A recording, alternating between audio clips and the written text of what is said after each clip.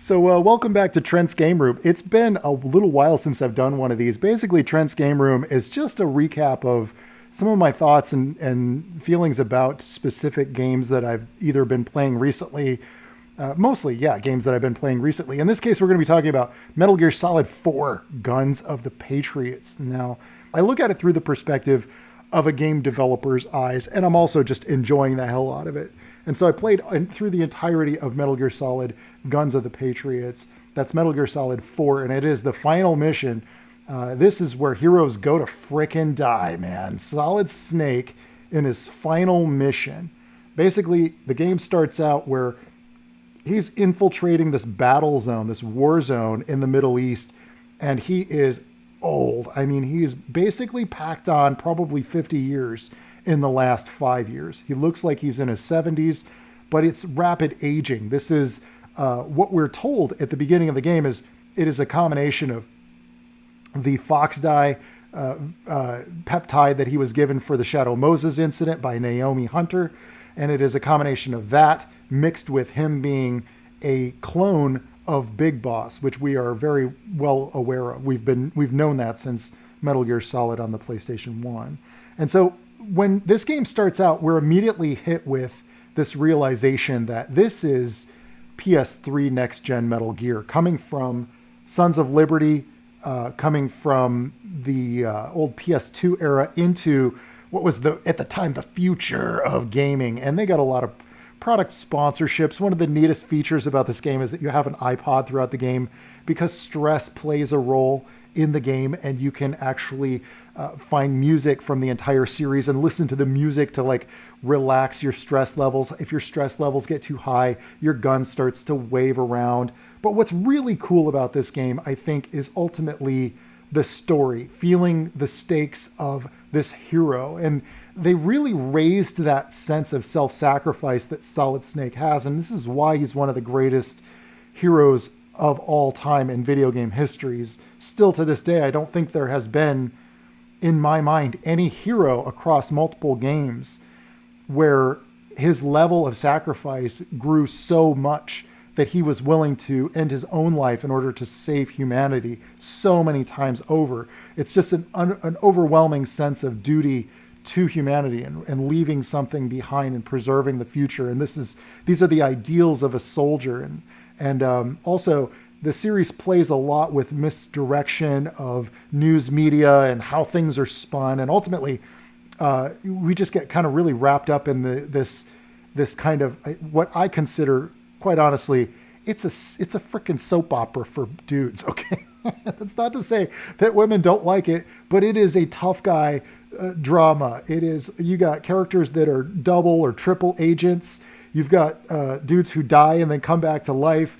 You've got dudes they're kind of like almost military superheroes. And if you've never played a Metal Gear Solid game before, I would recommend that you could even start with this one. Although my personal favorite is and forever probably will be the Phantom Pain, even though it did not have the same voice actor from the rest of the series. And that's my biggest ding on that game. And I kind of wish they'd just release an audio patch that has David Hayter playing Solid Snake. Anyway, this isn't about Metal Gear Solid 5. This is about Metal Gear Solid 4. And another thing that we really got to see was the culmination of all of the characters and where they went after the Shadow Moses incident, after the Big Shell incident.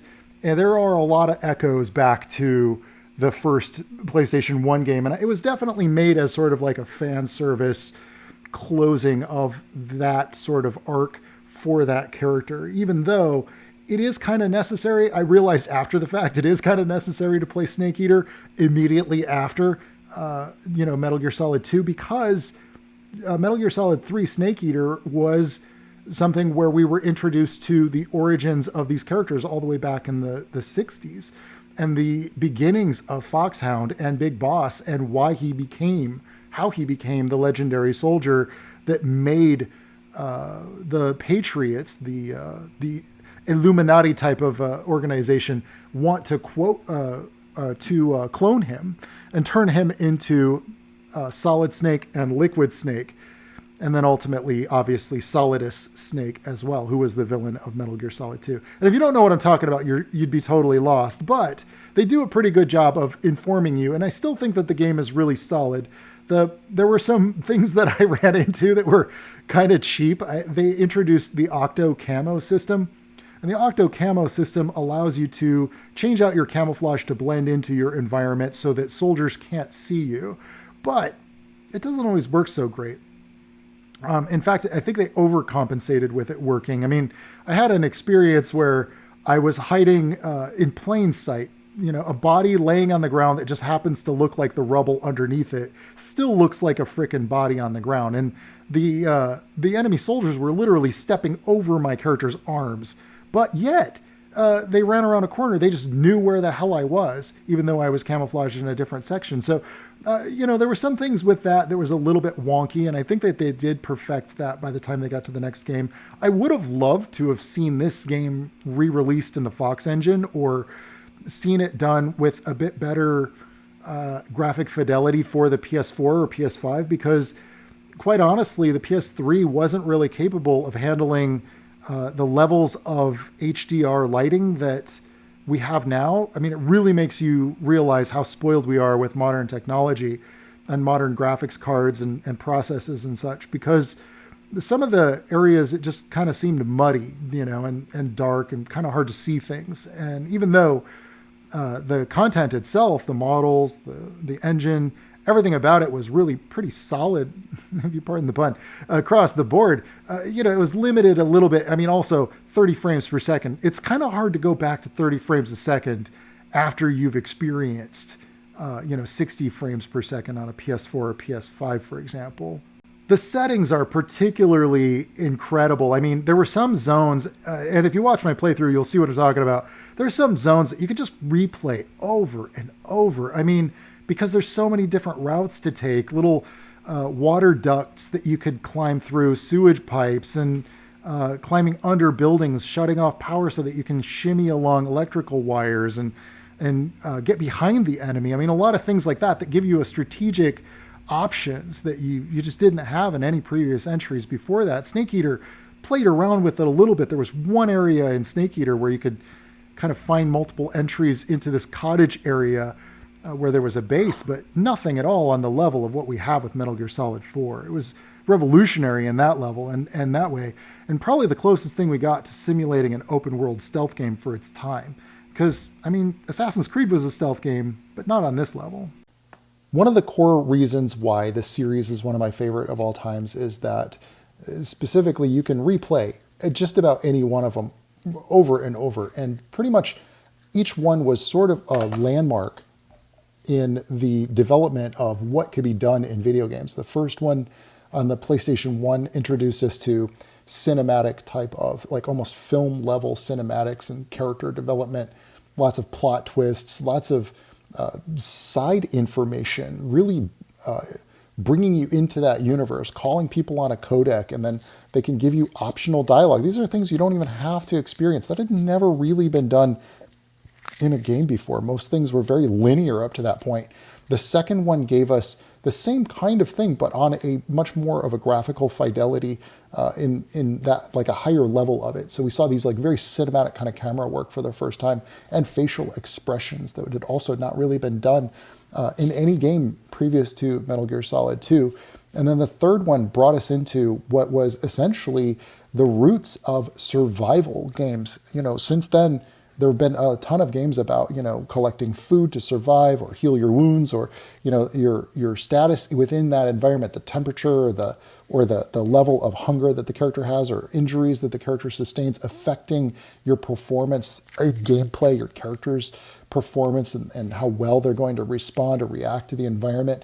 And by the time they got to Metal Gear Solid 4, it's like, there was this, I would say there was nothing that had this good of controls. There was nothing that had this level of stealth. And even though, yes, sometimes the AI is kind of dumb because they sort of gimped it for that, octo camo system, as you saw earlier in the video, even though it had that, there was still this incredible sense of being able to outwit enemies and move around them and play around with them. And so it feels more like a open world playground than it does a linear experience, even though technically speaking, they're just small hubs. Each one of these levels is just a sort of self-contained location. And in fact, the enemy movements are pretty consistent. I would say that things really, like this really set the groundwork for the next game in the series, which is technically Ground Zeroes, but that's like a prologue to the Phantom Pain.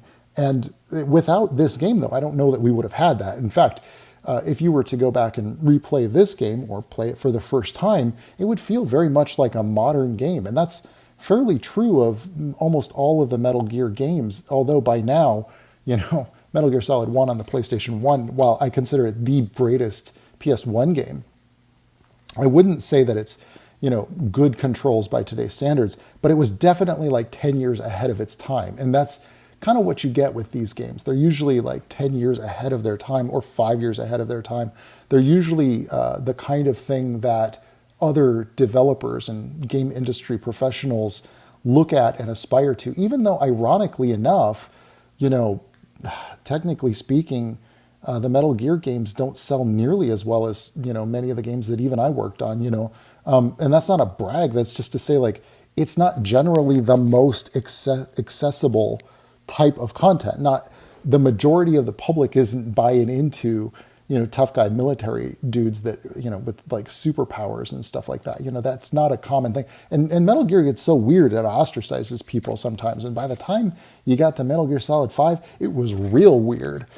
So Metal Gear Solid 4 really fits nicely into that period of, I think, if you're a fan of the whole series, it fits nicely into that realm of like definitely replayable, especially for nostalgia, but not necessarily like not too many people's like favorite Metal Gear, primarily because it was also like seeing the end of an era. It was like seeing it was the send-off for Solid Snake, and as I mentioned earlier in this video, and we've never seen the character again except in little cameos and things. And so in some ways and I wouldn't even say that it's necessarily like the ending you want for the hero, and that can be a little bittersweet. And in fact, some people say that, if you do a Google search on this or you look through YouTube videos, you'd see a lot of videos that say, oh, well, Metal Gear Solid 4 must have been a mistake. It was like it kind of relished in its own legacy, so to speak, in a weird way. And because there's so many references to previous things and nostalgia triggers, and I definitely wouldn't recommend it as like the first game that you play in the series, because it really is that. It's like a love letter to the fans of the series, and it was Kojima trying to close the book on it, to say, okay, I think you've had enough Metal Gear now. Like, he was really, by 2 he was done, and then by 3 he was like, yeah, I guess I can make it however I want, but still call it Metal Gear. And then by this one, he's just like, okay, this is the one. This is finally it. Even though, like in the trailers, the characters would tease that this is the one to finally end it, to finish him. And as I think it was the director speaking to the audience, is this the one to finally kill me or finish me? And in some ways, I think that he wanted to send it off, like give the character a hero's death, the ultimate sacrifice. And that is totally in line with that, like Snake Plissken kind of escape from New York, tough guy kind of character vibe and theme that the whole series aimed for. Still a very, very, very replayable game. Not as replayable as the Phantom Pain. And if you do want to see me play through all of the Phantom Pain, I have a full playthrough of all of the games, the mainline games in the series, except for Snake Eater so far. And I'm still on the fence about Peace Walker, but I know they are doing the Metal Gear Solid collection, the Master Collection, that's supposed to come out in a few months. So, I might be playing through some of the MSX games and some of the other ones that are on there as well, getting some trophies. I'm a PS5. I'm looking forward to that. So there's a ton. I could go on for hours about favorite parts. I would say, real quick, I'll just add in like favorite part of this game. Least favorite part is the going through the streets of London. Not the most enjoyable. And partly because if you get spotted, it's kind of like you got to reset, and it's kind of a little bit of a nuisance. Probably that's my least favorite. Probably most favorite, and it's a little bit of a spoiler, but if you're watching this, you probably don't care about spoilers. There is a part in the game where you go back to Shadow Moses, and man, it had me jonesing for that, like, Wish we could get that remake. And ironically enough, it's like even if they did a remake but with the same models that they used in MGS4 for the locations and expanded on the Shadow Moses location, I would be so thrilled with that just as like a side mission for Metal Gear Solid 5 or a DLC or something. Just use the same map. I wish somebody could mod that in, you know what I mean? But apparently PS3 was such a pain in the butt to program for that it used a completely different infrastructure, and this is why we've never seen Metal Gear Solid 4 on any other systems, including PC. And it's also why Kojima developed the Fox engine for Metal Gear Solid 5, because it was just too constricting to develop a game purely for the PS3. In fact, there are a lot of PS3 games that can't be ported over to modern consoles, and they have to run through the streaming thing because of the complexity of something about it having like 12 cores or something like that. I'm not a programmer. I was not a programmer on the PS3 era, so I couldn't really tell you the details of why, other than that that's just something that I've read many articles and heard from many programmers that it was just a real nuisance to program for. I never shipped a game for PS3. I went straight from PS2 when I worked on Final Fight Streetwise to World of Warcraft, which is a PC game, and I've only made games for PC since. Anything else was ported by a different team. So it's been a long time since I've done console development. The Twilight Monk will be coming out on Switch and PC. I don't know if that's publicly announced yet. I guess I haven't really talked about it, but you'll be hearing about it soon. The Gecko are those bipedal tanks that you see at the beginning of the game, and they are freaking awesome. And it's a damn shame we don't get more of this kind of like future era for Metal Gear. I would absolutely love to see where things go with like PMCs 50 years in the future. We did get Metal Gear, it was called Metal Gear Rising, and that was the game with Raiden, but it was not developed by Kojima or his team, so it plays a lot more like this Devil May Cry type of a game with just a more action-packed combat, no stealth. So I was kind of a little bit out on that one, and I know some people disagree with me on that. It's just my personal taste. I prefer the stealth action. I like this stuff, sneaking around, you know, strapping bombs to the backs of soldiers and then waiting for them to regroup and then blowing them all up. Like stuff like that's cool. Or, you know, Fulton, you know, recovering, you know, enemies out of bases and then, or, you know, rescuing POWs and hauling them back to the chopper. Like that's my jam too. So, you know, I'd love to see, Metal Gear Solid 6 would have been so cool if they went future tech, but with the open world of Metal Gear Solid 5. That would have just been so cherry. Oh my God. Just thinking about it gets me excited, but I know it probably won't happen. I think I have a theory. I have a theory that Kojima in like 5 more years is going to go, you know what? I'm finally retiring from the games industry, and my last game is going to be one more Metal Gear, and I'm going to make it Metal Gear Solid Infinite or something like that. And it's going to be like something where you can make your own maps or something. I don't know, just like an homage to everything, but on super high tech, you know, hardware. That would be so incredible. But anyway, that's my thoughts on Metal Gear Solid 4. Obviously, I love this game.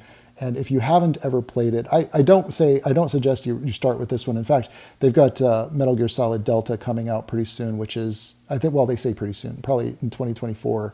That's a remake of Snake Eater, and I think that's probably going to be the best place for anybody to start. And then the one after that, I would say, would be to go or play it simultaneously with the first PS1 Metal Gear Solid. And then, oh my God, yeah, I'd still say this is like, you should play this one fourth. But if you haven't played this one in a while, it's very replayable. If you've played all of them and you haven't played this one in a while, very replayable in 2023. So highly recommend. I'm going to give it 9.5 pickles. All right, thanks, everybody. I'll see you in the next video. All right, ciao.